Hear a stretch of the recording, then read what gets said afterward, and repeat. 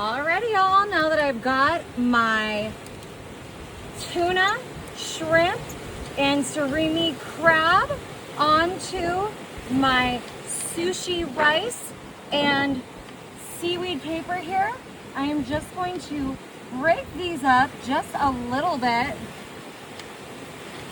We want to make sure we're getting everything evenly distributed, but we are not done yet. We are adding some more really yummy and delicious things to our family-sized treat today. All right, we're just putting some avocado right into the center here. Now I've got my diced cucumbers. We're just gonna stick these right in here, using some fresh ingredients to balance out everything.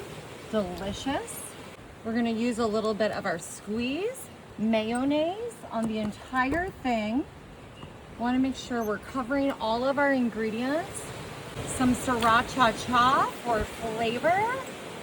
And of course that avocado there is going to help bind everything together. Our crab, our tuna, our baby shrimps. Using our piping bag here and our cream cheese, we're just going to be putting a bit of this onto our tuna.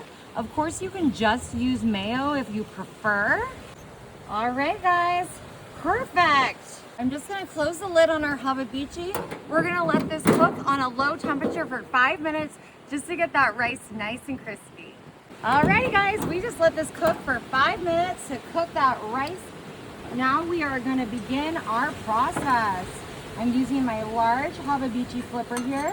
I'm gonna make sure that we are separated from this edge. Very excited to try this master art craft made famous in Japan. Marty, I'm gonna need you to help me. All right. Look at this, y'all. Marty's here to help me. We are making the world's largest. As we go, Marty's doing the hamabichi flippers and I am molding the rice into place.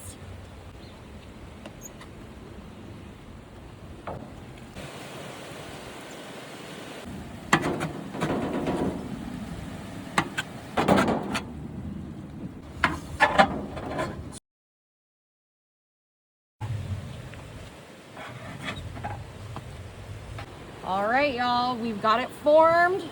Time to jizzle with a final layer of sriracha.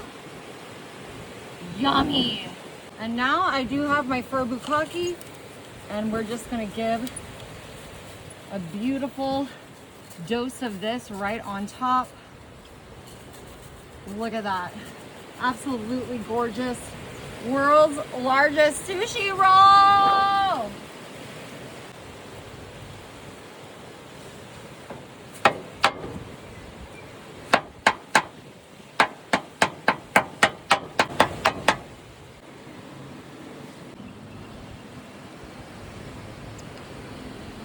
Look at this, you guys.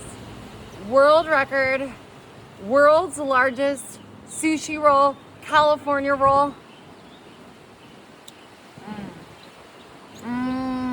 Oh my God, you gotta try it.